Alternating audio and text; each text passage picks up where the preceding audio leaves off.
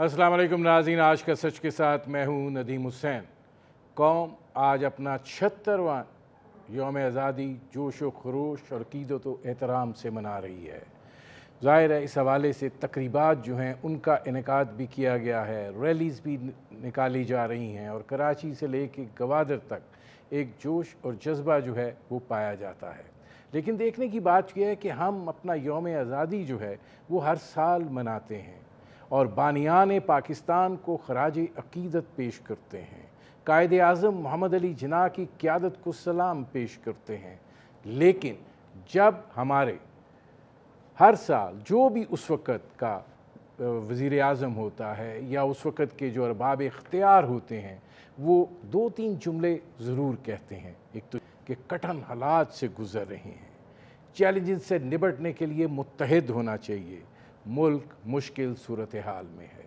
हर यौम आज़ादी पर जहाँ हम इस बात को उजागर करते हैं कि मुल्क की वहदनियत को तक़वियत दीजिए, जज्बा जो है उसको उजागर कीजिए, वहाँ ये जुमले भी उसके साथ सुनने को मिलते हैं। दीगर अक़वाम जो हमसे बाद में आज़ाद हुई हमसे बहुत आगे निकल गई और हम हैं कि एक कदम आगे उठाते हैं और 2 कदम पीछे, और ये सिलसिला हमें अब उस जगह पर ले आया है कि जहाँ आज जोश और जज्बे के साथ साथ इज़्तिराब भी है और हिजान भी है। सूरत हाल ये है कि हम जो एक ज़रई मुल्क थे, हम कोई ऐसी ज़रई पॉलिसीज़ नहीं बना सके कि जिसके नतीजे में हम और कुछ नहीं तो खुराक के मामले में ख़ुद कफ़ील हो जाते। हम अपनी नौजवान नस्ल के लिए और आने वाले लोगों के लिए ऐसा तालीमी ढांचा मरबूत बुनियादों पर इस्तवार नहीं कर पाए जो मुस्तकबिल के हवाले से और अहद जदीद के हवालों से हम आहंग हो सके। हम अपने इलाक़ों को जो है उनकी खुसूसियात के हवाले से उस तरीके से सनद साज़ी नहीं कर पाए कि वो आज इस सूरत में हाल में होते कि बरामदी शहर बने हुए होते। हमारा तालीमी निज़ाम जो है वो उनको बुनियाद फ़राहम ही नहीं कर सका और ज़ाहिर है कि हम तरक्की के इस अमल में जो है फिर पीछे रह गए और फिर हम चैलेंजेस से निपटने की बात करते हैं, फिर हम कठिन हालात की बात करते हैं, फिर हम एक मकरूज़ कौम के तौर पर जो है वो जाने और पहचाने जाते हैं। और अब तो सूरत हाल यहाँ तक पहुँच गई है कि हमारे अरबाब इख्तियार जो हैं वो भी इस हवाले से तज़किरा करते हुए दिखाई देते हैं। ख़राबी कहीं ना कहीं हुई है, बिगाड़ कहीं ना कहीं पैदा हुआ है।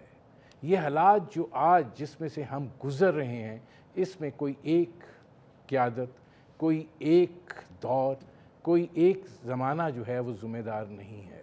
ये तसलसल के साथ इन्हितात की जानिब जो है वो सफ़र है। ज़ाहिर है कि मायूसी जो है वो कोई अच्छी बात नहीं होती है। यकीनन हमारे पास बहुत कुछ अच्छा कहने को भी है, बहुत कुछ अच्छा दिखाने को भी है। जहां हम 1947 में थे हम आज वहां पर नहीं हैं, लेकिन बहैसियत कौम हम तकसीम का शिकार हैं। बहैसियत मुल्क हम शायद दफ़ाई एतबार से बहुत मज़बूत हों, लेकिन समाजी ढांचा जो है वो तितर बितर है। तो ये जो सूरत हाल है ये क्यों है, कैसे है, इस पर करेंगे बात। आपका अपने मेहमानों से तारुफ़ करवाते हैं। हमारे साथ मौजूद हैं डॉक्टर मुख्तार अहमद साहब, चेयरमैन हैं हायर एजुकेशन कमीशन के, और हमारे साथ मौजूद हैं रसूल बख्श रईस साहब, मुमताज़ दानिश्वर हैं, कॉलम निगार हैं। रसूल बख्श रईस साहब, जैसे मैंने ज़िक्र किया, ये यहीं से आपसे शुरू करना चाह रहा हूँ कि हम यकीनन यौम आज़ादी जो है वो बड़े जोश व जज्बे से, बड़े अक़ीदत एहतराम से, बड़े अज़्म से, आइंदा के हवाले से बड़े अच्छे नस्बुलैन का ज़िक्र करते हुए मनाते हैं।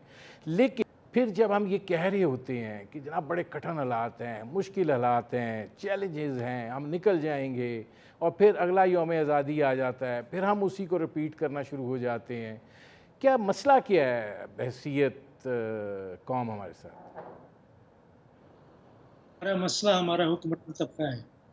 एक तबका नहीं, उस तबके के अंदर कई तबकात हैं।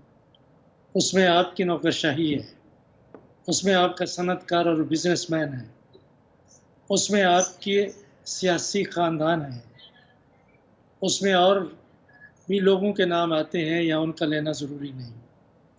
तो پوچھنا تو ان سے ہے جو آپ نے ایک مسائل اور شکایات کی ایک طویل فہرست قوم کے سامنے اپنے تعارفی کلمات میں رکھی ہے، آخر کوئی تو جواب دے کہ ہم ایوب خان کے زمانے سے یا اس سے پہلے بھی آپ چلے جائیں کہ ساری دنیا میں ہمارا مقام تھا، ہماری عزت تھی. اور میں مزید پیچھے نہیں جانا چاہتا. 1988 میں جب ایک دور ختم ہوا اور اس کے بعد ایک لولا لنگڑا جمہوری دور جس کو کہتے ہیں جمہوریت کا انتقام شروع ہوا، تو اس وقت کا موازنہ دیکھیں اور آج کا دیکھیں.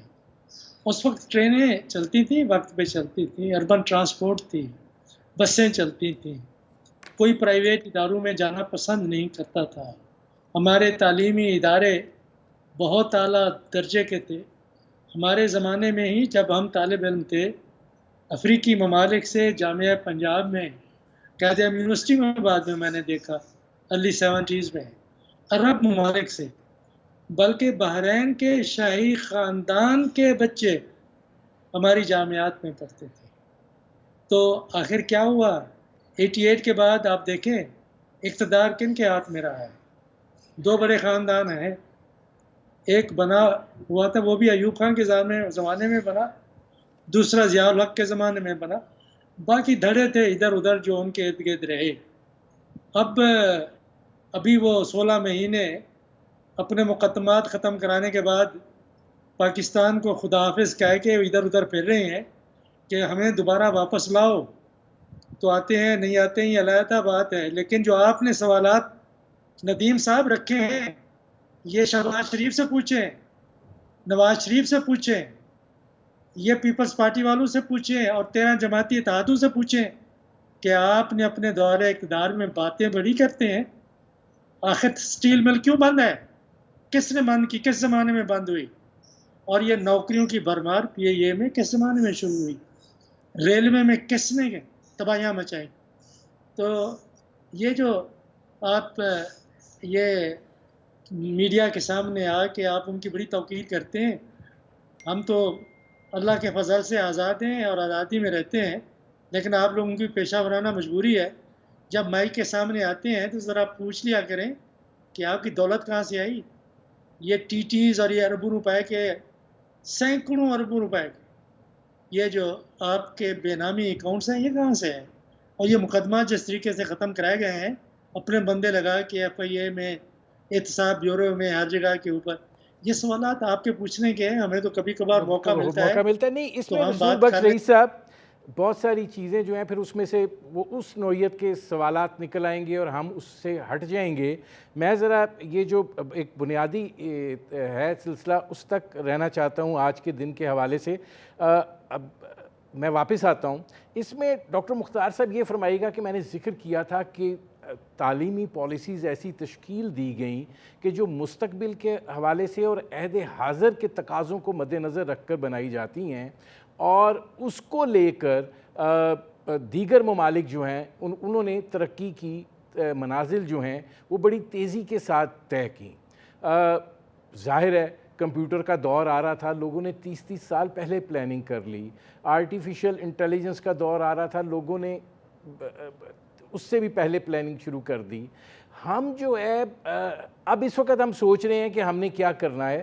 مسئلہ کیا ہے ہمارے اس تعلیمی نظام کا کہ جہاں ہم فقط ڈگریاں بانٹنے تک جو ہیں وہ محدود ہیں، اور اس کے نتیجے میں ہم ایک ایسی ورک فورس لے آتے ہیں کہ جس کی پھر افادیت خود ملک کے ادارے تسلیم کرنے کے لیے تیار نہیں ہوتے.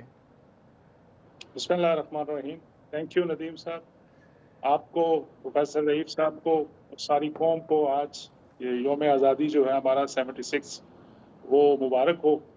پازیٹیو نوٹ سے شروع کرتے ہیں.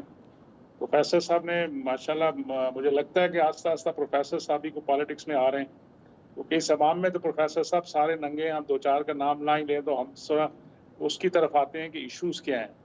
دیکھیں سمپل سی بات ہے ندیم بھائی، ہم نام کے مسلمان ہیں، اللہ کو تو مانتے ہیں، اس کی نہیں مانتے. ہم قائد اعظم کے اس کی آج 14 اگست کو اس کا نام لے کے بڑا سیلیبریشن بھی کرتے ہیں، لیکن قائد کے جو فرمودات ہیں یا انہوں نے جو بتایا تھا اس کو نہیں مانتے. اسی طرح پاکستان کا بڑا نام لیتے ہیں لیکن پاکستان کے لیے کرتے کچھ نہیں ہیں. یہ ہم صرف اپنے self centred as a nation ہو چکے. نیشن تو ہے نہیں تو ویری فرینکلی. یہ ساری مسائل کی جڑ اس سسٹم کے اندر ہے. اور بالکل میں ایگری کرتا ہوں پروفیسر صاحب سے بھی کہ ہمارے سسٹم اتنے شیک کر دیے گئے ہیں. سیلف سینٹرڈ، ہر ایک کی اپنی اپروچ، ہر ایک کی اپنا فائدہ. میں ٹھیک ہوں باقی سارے برے کے چکر میں ہم کس چیز سے شروع کریں، کہاں سے شروع کریں؟ آپ نے بالکل صحیح کہا. ہمارے بعد ملک بنے ہیں اور ہم سے چھوٹے ملک ہیں، ہم سے کم ان کے پاس ڈائنامک لوگ ہیں، ہم سے کم ان کے پاس ریسورسز ہیں، لیکن وہ دنیا میں عزت کے ساتھ ترقی کر کے آگے جا رہے ہیں کیونکہ وہ ایک قوم ہے، ہم قوم نہیں ہیں. آج میں بڑے دکھ سے کافی سالوں سے یہ کہہ رہا ہوں بار بار کہ 47 میں ایک قوم کھڑی ہوئی، قائد اعظم علی محمد علی جناح کی سربراہی میں اللہ نے ہمیں ایک ملک دے دیا. اور 27ویں کی رات کو اتنے سال، آج 76 سال گزرنے کے بعد ایک ملک کے قوم کی تلاش میں ہے. تو بنیادی ایشوز کو ایڈریس کرنا چاہیے. یہ ایشوز ہیں، تعلیمی نظام لے لیں، یونیورسٹی کا نظام لے لیں، ہمارا بیوروکریٹک نظام لے لیں، آپ میڈیا کا نظام لے لیں، ہم ایجوکیشن کا نظام لے لیں. کہیں بھی ہمارا فوکس وہ نہیں ہے جو ہمیں کرنا چاہیے، جو ہمارے ملک کا فائدہ ہو، ہمارے سیکٹر کا فائدہ ہو. ہمارا صرف سارا فوکس یہ ہے کہ میرا فائدہ کدھر ہے، میرا فائدہ کدھر ہے. اور اس فائدے کے چکر میں ہم ایک دوسرے کو بھی برا کہتے ہیں. ایسے پبلک کے ڈومین میں ایک ہائپ کریٹ کرتے ہیں کہ چلیں ہمیں کوئی زیادہ ووٹ مل جائے، ہمیں کچھ لوگ اچھا کہہ لیں. ورنہ مسئلہ ہم سارے اس امام میں ننگے ہیں، ہم سب کا قصور ہے، ورنہ پاکستان کی آج یہ حالت نہیں ہونی چاہیے. اور یہ تھی ناظرین ہماری گفتگو جاری ہے. وقت ہوا ایک مختصر سے کمرشل بریک کا. ملتے ہیں اس وقفے کے بعد.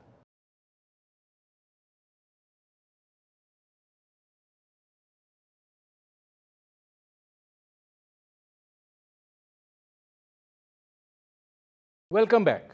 اب رسول بخش رئیس صاحب ذرا ہم اس طرف آتے ہیں سیاست سے قطع نظر کہ دیکھیے جڑی ہوئی چیزیں تو ہیں، اس سے کسی کو انکار نہیں ہے، لیکن مسئلہ یہ ہے کہ ہمارا تعلیمی نظام جن اصولوں پر وضع ہونا چاہیے تھا نہیں ہو پایا. پرائیویٹ تعلیمی انسٹیٹیوشنز آئے، بڑے عالی شان آئے، بڑے زبردست آئے، لیکن وہ بھی جو اس وقت کی ضرورت تھی، جو کہ کیش اسٹوڈنٹ ہو سکتا تھا، اس کو لے کر چلتے رہے. جو مستقبل کی منصوبہ بندی ہوتی ہے جو کئی ممالک نے کی، اور آج ان کے لوگ جو ہیں وہ بین الاقوامی سطح پر بہت بہت بڑی کمپنیوں کے سی اوز ہیں، ان کے اوپر چھائے ہوئے ہیں، وہ اس طرز کا ہم سلسلہ جو ہے وہ نہیں شروع کر پائے. کیا ہم نے 4 قدم آگے جا کر نہیں سوچا؟ ہم جہاں کھڑے تھے وہیں سوچتے رہے اور اسی کے مطابق منصوبہ بندی کرتے رہے؟ ندیم صاحب، ہر چیز سیاست سے جڑی ہوئی ہے، اور جب تک کہ آپ اپنے اندر کے دشمن کو نہیں پہچانیں گے آپ آگے نہیں بڑھ سکتے. تعلیم کے حوالے سے میں آپ کو مثال دیتا ہوں. یہ 2 ہفتے پہلے کی بات ہے. ایک ہی دن میں پرائیویٹ ممبرز نے 26 یونیورسٹیوں کے پرائیویٹ بلز قومی اسمبلی میں پیش کیے اور پاس کرا دیے. وزیر تعلیم موجود بھی نہیں تھے اور کوئی بحث نہیں ہوئی. 5 منٹ کے اندر 26 پرائیویٹ یونیورسٹیاں، ہر ایک ممبر 2 3 4 ہائر ایجوکیشن کی محبت میں، علم کی محبت میں وہ سامنے لے آئے.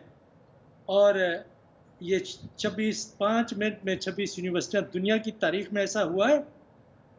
کبھی میڈیا کے اوپر آپ لوگوں نے کچھ شو کیا ہے اس کے اوپر کہ ان ظالم لوگوں نے کیا کیا ہے پاکستان کی تعلیم کے ساتھ؟ 2 دن گزرنے کے بعد دوسروں کا خیال آیا کہ اچھا آپ نے تو کرا لی، حصہ داری ہے ان میں سب. 14 اور لے آئے. رانا صاحب، رانا ہمارے جو وزیر تعلیم تھے، وہ کھڑے ہوئے اس خدا کا خوف کرو، ایک کمرے میں یونیورسٹی بنی ہوئی ہے، ہمارے ہائر ایجوکیشن کے چیئرمین بیٹھے ہوئے ہیں، وہ اس کی تصدیق کر سکتے ہیں. 14 اس نے کہا کہ نہیں. وہاں پہ انہوں نے کہا تم متعصب ہو، تم یونیورسٹیاں نہیں بنانے دے رہے ہو، علم کے دشمن ہو. ایک دن ہنگامہ ہوا، اگلے دن پھر 14 اور پاس کر دی گئی. دنیا کی تاریخ میں یہ نجی تعلیمی ادارے دولت بنانے کے لیے، علم برائے فروخت، صنعت برائے فروخت نہیں ہوتی، علم کے لیے ہوتی ہے. اور اس کے لیے ہائر ایجوکیشن کمیشن ہے جو ہمارے یونیورسٹی گرانٹس کمیشن بنا تھا. 1973-74 में, और मकसद यही था कि आया ये एक विजन थी। फिर दूसरी विजन मुशर्रफ साहब के ज़माने में आई, हायर एजुकेशन बना, सारी रिसोर्सेज हैं। तो अब क्या किया इन्होंने, 18वीं तरमीम के बाद हायर एजुकेशन कमीशन को इन्होंने ज़ीरो कर दिया है। अब बनाते हैं पंजाब का हायर एजुकेशन कमीशन, अब बनाते हैं सिंध का हायर एजुकेशन कमीशन, बाकी हायर एजुकेशन कमीशन के पास क्या रह जाता है?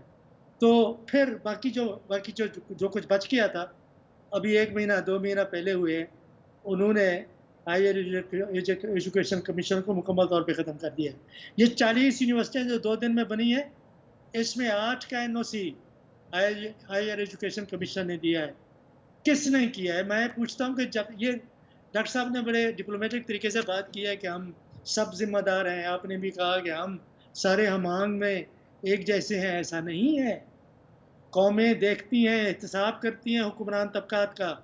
जब तक कि आप इस बात का तयन नहीं करेंगे कि आपकी लूट खसूट, आपकी गलत मनसूबाबंदी, आपके इदारों की तबाही, आपकी मईशत की तबाही का जिम्मेदार कौन है? मईशत की बात करें, IPPs कैसे ने बनवाई थी? मकसद क्या था कि आपकी सनत हिंदुस्तान का मुकाबला ना करे, बांग्लादेश का ना करे, दुनिया का मुकाबला ना करे। आपके घुटने आपके नीचे जाएंगे तो आपने न्यूक्लियर प्रोग्राम के ऊपर कंप्रोमाइज़ करना है। सारा उस मनसूबाबंदी के ऊपर काम कर रहे हैं कि आपको ज़ीरो करना है, और ज़ीरो आप हो चुके हैं कि ठीक आप है, बिजली मैं लेते हैं जी 30 रुपए। मैं ख़त्म कर लूँ। सोचें, लोगों का देते हैं 15 रुपए 20 रुपए खर्च, बाकी कहाँ से जाएगा? कैपेसिटी के ऊपर आपने समझौते किए हुए हैं कि आप बिजली एक यूनिट भी ना लें। 600 मेगावाट का है तो 600 मेगावाट के जो पैसे आपने तय किए हुए हैं, वो उनको आप वही देंगे। आपने लेने हैं। मैं आता हूँ रसूल बख्श रईस साहब ये पिछले ने नहीं किए, जी। ये डॉक्टर मुख्तार ने नहीं किए, ये आपने नहीं किए, मैंने नहीं किए। ये वो लोग थे जो हुकूमत में थे, उनसे कोई पूछने वाला है? तो ठीक है, आप ये जो मैं रसूल बख्श मनसूबाबंदी रईस साहब आता हूँ करने करते हैं, जी। जब तक इस बात का तयन नहीं करेंगे, पाकिस्तान आगे नहीं जा सकेगा। जाएगा। डॉक्टर मुख्तार साहब, पहले तो आप पे काफ़ी ओनस आ गया है, अगर आप जवाब देना चाहें तो फिर मैं आपसे सवाल की तरफ भी आता हूँ। ये जो नई यूनिवर्सिटियां बनी हैं इनके बारे में जी, जो रसूल बख्श रईस साहब ने कहा है, अगर आप उसको रिस्पॉन्ड करना चाहते। प्रोफेसर साहब ने बिल्कुल वो दिल से बोल रहे हैं, उनका दर्द नजर भी आ रहा है, और बिल्कुल हम सब का दर्द यही है। बिल्कुल ऐसा नहीं होना चाहिए। मैंने नेशनल असेंबली स्टैंडिंग कमेटी में जाके भी कहा, सेनेट स्टैंडिंग कमेटी में भी कहा कि देखें, मैं तो इस चीज़ को चैलेंज नहीं कर सकता। हाँ, एकेडमिकली आपसे कानून ये बना हुआ है कि जब तक HEC NOC नहीं देगा तो उनका एक्ट ऑफ पार्लियामेंट या ऑर्डिनेंस या एक्ट नहीं है, वो उनका कोई भी बिल नहीं आ सकता। लेकिन आफ्टर सेइंग दिस थिंग, और फिर मैंने ये भी कहा कि जी उन्होंने कहा जी हमारा राइट है। मैंने कहा जी बिल्कुल आपका राइट है कि आप प्राइवेट बिल ला सकते हैं, लेकिन ये भी सोचिए कि क्या करना चाहते हैं आप। और मैंने उस वक्त उनके सामने, जैसे ये सही इन्होंने फिगर बताई प्रोफेसर साहब ने, कि उस वक्त तक हमारे पास मुख्तलिफ स्टेजेस पे आती हैं एप्लीकेशनें आती हैं कि हम यूनिवर्सिटी बनाना चाहते हैं। अच्छी बात है, हमें तो अच्छा है, पाकिस्तान में और अच्छी एजुकेशन चाहिए, लेकिन हमें थोड़ा सा डिफ्रेंशिएट करना है। बिजनेसमैन बिल्कुल आना चाहिए, प्राइवेट सेक्टर भी आए, लेकिन आड़ती माइंडसेट के साथ लोग आते हैं ना कि हमने पैसे बनाना है, जैसा प्रोफेसर ने कहा, बिल्कुल सही है, क्योंकि education has become an industry और उसको किसी को डिनाई नहीं हो सकता।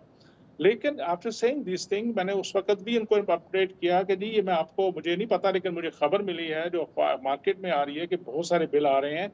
तो ये हमारे पास सिर्फ ये 8 यूनिवर्सिटियां हैं जिनके हमने NOC इशू किए हैं, और 4 या 5 हो रहे हैं जिनकी हमारे पास फिजिबिलिटीज आई हुई है। हमने उनका जो टेबल रिव्यू होता है वो करके उनको शॉर्टफॉल या थोड़ी बहुत कमी उनको बता दिया है कि ये फुलफिल कर लें, तो फिर आप उस स्टेज के लिए एलिजिबल हो जाते हैं कि आप अपने चार्टर्ड के लिए अप्लाई करें। लेकिन एक उसके ऊपर एक और है चीज़ कि जब तक वो प्रॉपर फॉर्मल NOC नहीं लेंगे और एकेडमिक किसी प्रोग्राम को शुरू करने की पूरी रिक्वायरमेंट पूरी नहीं करेंगे, भले किसी के पास चार्टर हो ना हो, वो मार्केट के अंदर एकेडमिक एक्टिविटीज़ नहीं शुरू कर सकते। और मैंने अप फ्रंट दोनों सब कमेटीज़ को बताया, और फिर मुझसे पूछा गया बहुत सी जगहों से, और मैंने उनको लिस्ट प्रोवाइड की है। मेरे पास जो लिस्ट है वो बताती है कि अराउंड रफली 51 केसेस हैं जो इस तरह के केसेस पिछले चंद महीनों में या पर्टिकुलरली 1-2 हफ्तों में आए हैं जो नए। ठीक है डॉक्टर साहब, मुझे एक जरा ब्रेक लेना पड़ रहा है, मैं वापस आता हूँ। लेकिन मेरा अपना ख्याल है कि अभी तक नोटिफिकेशन नहीं हुई कि कितने अप्रूव हुए हैं। ٹھیک ہے، دونوں ہاؤس نے ان کو پروو کر دیا، لیکن ابھی تک اس کی پراپر نوٹیفکیشن نہیں ہوئی. نہیں آئی جب ہے. ہوگی تو انشاءاللہ ہم سوئے وہ نہیں ہوئے، ہم انشاءاللہ اس کو واچ بھی کریں. ناظرین، ہماری گفتگو جاری ہے. وقت ہوا ایک مختصر سے کمرشل بریک کا. ملتے ہیں اس وقت کے بعد.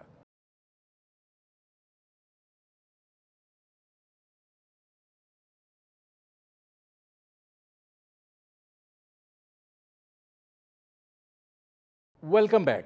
اچھا، اس میں رسول بخش رئیس صاحب، اب چونکہ میرے پاس وقت تھوڑا ہے، ہم نے ظاہر ہے بہت گفتگو اس نوعیت کی بھی کی ہے، لیکن پاکستان جو ہے اس کے پاس بہت کچھ دکھانے کو بھی ہے. ظاہر ہے ہم جس سطح پر 1947 میں تھے آج نہیں ہیں. آج ہمارا نوجوان جو ہے بہت سی ایسی چیزیں کر رہا ہے جس سے ملک کا نام روشن ہو رہا ہے. تو ایک امید بھی تو آنی چاہیے. ایک مستقبل کے حوالے سے صرف مایوس فضا بھی تو پیدا نہیں ہونی چاہیے. دیکھیں، پاکستان میں یا دنیا میں جہاں بھی آپ نے قانون کی حکمرانی پیدا کی ہے، اس کے لیے جمہوری ملک بھی ہیں اور غیر جمہوری ملک بھی ہیں، مغربی بھی ہیں، مشرقی بھی ہیں. سنگاپور کوئی جمہوری ملک نہیں ہے، چین کوئی جمہوری ملک نہیں ہے، جنوبی کوریا ایک عرصے تک کوئی جمہوری ملک نہیں تھا. انہوں نے قانون کی حکمرانی پیدا کی ہے تو وہ آگے بڑھے ہیں، دنیا میں ان کا ایک مقام پیدا ہوا ہے. آپ سعودی عرب اور متحدہ امارات کو دیکھیں کہ وہ جمہوری نہیں ہے، منتخب حکومتیں نہیں ہیں، لیکن انہوں نے قانون اور انصاف قائم کیا ہے تو معاشرے ان کے آگے نکل گئے ہیں. ہماری اپنی تاریخ میں جب بھی کسی حکومت نے قانون اور انصاف کی حکمرانی یہاں پہ پیدا کی ہے، پاکستان کی ترقی کی رفتار باقی ہمسایہ ممالک سے کہیں زیادہ تھی. آج بھی اگر ہم وہی کریں، وہ قانون انصاف کیا ہے کہ جس نے کرپشن کی ہے اس کو پکڑنا ہے اور جیل کے اندر دینا ہے، اور وہ سیاست بھی نہیں کر سکتا. یہاں پہ وہ لوگ جن کے بارے میں صرف کیسز نہیں ہیں، ثبوت ہیں، دنیا میں پھیلے ہوئے ہیں، وہ آپ کے حکمران بن جائیں تو ہم کیسے آگے بڑھ سکتے ہیں؟ پاکستان میں لوگوں میں ریزیلینس ہے، سوسائٹی میں ریزیلینس ہے، نوجوان اپنے طور پر آگے بڑھنے کی کوشش کر رہے ہیں. جہاں کہیں آپ نے کوئی پبلک یونیورسٹی میں یا پرائیویٹ یونیورسٹی میں، کسی پبلک کالج یا سکول میں یا پرائیویٹ کالج یا سکول میں جہاں آپ نے پڑھنے لکھنے کا ماحول پیدا کیا ہوا ہے، وہاں پہ ہمارے بچوں کی استعداد دیکھیں دنیا سے کہیں بہتر ہے. آج دیکھیں کہ اگر ہمارا اپنا تعلیمی نظام بہتر ہوتا تو 45,000 ہمارے بچے یہ انگلستان کے بورڈ کے امتحان نہ دیتے. باقی دنیا میں ایسا نہیں ہوتا. یہاں کیوں ایسا ہو رہا ہے؟ سوچنے کی بات ہے کہ ہماری اشرافیہ یہ چاہتی ہے کہ اس کی جامعات بھی علیحدہ ہوں، اسکول بھی علیحدہ ہوں، کالجز بھی علیحدہ ہوں، ہسپتال بھی علیحدہ ہوں، کلب بھی علیحدہ ہوں، اور سنیما بھی علیحدہ ہوں، گولف کورسز بھی علیحدہ ہوں. بھائی دنیا میں اگر کسی نے ترقی کی ہے تو پبلک ایجوکیشن پہ کی ہے. آپ ہائر ایجوکیشن کمیشن کو آزاد کریں، اس کو ریسورسز دیں. یہ جو ہے یہ جو نہیں چلے گا. میں رسول بخش رئیس صاحب آتا ہوں واپس. اچھا، اس میں آگے بڑھنا شروع ہو جائے. جی میں آتا ہوں رسول بھائی. میں نے کہا نا ٹائم تھوڑا محدود ہے، ذرا مجھے تیزی سے بڑھنا ہوگا. اب ڈاکٹر مختار صاحب یہ فرمائیے گا کہ جیسے میں نے آپ کو مثال دی کہ آئی ٹی کا شعبہ ہے، اس کے اندر دنیا کے اوپر لوگ حکمرانی کر رہے ہیں، پاکستان اس شعبے میں بہت پیچھے ہے. آخر ذمہ داری جہاں ہماری اشرفیہ یقیناً ذمہ دار ہے اور ہمیں اس کے بارے میں بہت کچھ کہنا ہے اور کہنا بھی چاہیے، کیونکہ انہی کی وجہ سے ہم سب مسائل اور مصائب کا شکار ہیں. لیکن ایک پالیسی سطح کے اوپر بھی تو ضرورت ہے نا، ایک تھنک ٹینک سطح کے اوپر بھی تو ضرورت ہے کہ آپ لوگ ایڈوائز کریں کہ ہاں یہ چیز جو ہے یہ مستقبل کے حوالے سے ہے، تاکہ ہمارا نوجوان جو ہے وہ اس براڈر مائنڈ کے ساتھ نکلے اور پھر وہ اپنا حصہ جو ہے وہ ڈالے. ندیم بھائی، پاکستانی پیچھے نہیں ہے، پاکستان پیچھے ہے. ہمارے بچوں میں، ہماری یوتھ میں پوٹینشیل کی کمی نہیں ہے. سنگاپور کی مثال دی ہے، آپ کو پتا ہے ان کا آئی سی ٹی کا پورا سیٹ اپ ایک پاکستانی نے بنا کے ان کو دیا. وہاں کا جو ان کی ایئر لائن ہے سنگاپور ایئر، پی آئی اے نے ان کو بنا کے دی تھی. ہمارے لوگوں میں کمی نہیں ہے. ہمارے بالکل پروفیسر صاحب نے کہا اگر ہمارا نظام عدل ٹھیک ہو جائے، میرٹ پریویل کرے، ہم ہر چیز میں پولیٹکس نہ انوالو کر دیں اور ہر چیز کو ہم اگر میرٹ پہ کوئی کام کر رہا ہے اس کے پر کاٹنا شروع کر دیں. ایچ ای سی آپ کے سامنے ہے، صحیح انہوں نے کہا जब इसके पास इकॉनमी थी, इसने डिलीवर किया अल्हम्दुलिल्लाह। हमने सालों में हायर एजुकेशन को दुनिया के करीब लाने की कोशिश की और काम चल भी पड़ा। फिर आस्ता आस्ता देखा गया कि ये सुनते नहीं हैं, ये हमारी बात नहीं मानते, ये हमें स्कॉलरशिप नहीं देते, ये हमें बाकी चीज़ें नहीं हमारी सुनते। तो आस्ता आस्ता HEC की पावर लेनी शुरू कर दी। पहले हमारी ED की पावर ले ली गई, फिर अभी तो बिल्कुल सही कर, ये एक एग्जांपल है। मैं अपनी बात बिल्कुल कभी नहीं करूँगा। मैं आपको मिसाल देना चाहता हूँ कि पाकिस्तानी लोगों में पोटेंशियल की कमी नहीं है। हमारी यूथ आज भी पिछले 2 साल से लगातार एरास्मस प्लस के जो दुनिया में इंटरनेशनल लेवल पे पूरी दुनिया के लिए जो एग्जाम होते हैं कम्पिटिटिव बेस पे, जहाँ स्कॉलरशिप यूरोपियन यूनियन देती है, दोनों साल से, पिछले साल भी इस साल भी, पाकिस्तान इज नंबर 1 कंट्री। हमारी यंग बच्चे टॉप करते हैं और मैक्सिमम स्कॉलरशिप लेके आते हैं। इसका मतलब है पाकिस्तानी नालायक नहीं है, पाकिस्तानी में पोटेंशियल की कमी नहीं है। पाकिस्तान के अंदर तो मसला है, हमारे सिस्टम अप्रोच नहीं है, मेरिट की नहीं है, कदर नहीं की जाती। जो मेरिट पे काम करे उसको पत्थर मारे जाते हैं, उसको बुरा साबित किया जाता है, और उसमें बहुत सारे लोगों का हाथ भी होता है उसमें।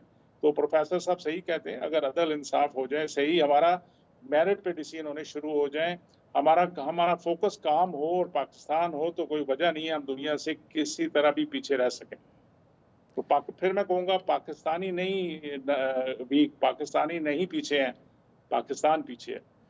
ठीक है नाज़रीन, मेरे प्रोग्राम का वक्त ख़त्म हो रहा है। बहुत शुक्रिया डॉक्टर मुख्तार अहमद साहब, बहुत शुक्रिया रसूल बख्श रईस साहब। नाज़रीन, आपने हमारे पैनल के शुरका की गुफ्तगू सुनी। बहुत से तल्ख़ हक़ाइक़ जो हैं वो इस गुफ्तगू के अंदर पोशीदा हैं, और हमें उन तल्ख़ हक़ाइक़ को लेकर तज्ज़िया करना है और ये देखना है कि आज अगर हम फिर उसी मुकाम पर खड़े हैं जहाँ मुश्किलात का ज़िक्र करें, चैलेंजेस का ज़िक्र करें, कड़े हालात का ज़िक्र करें, तो इसकी वजह क्या है।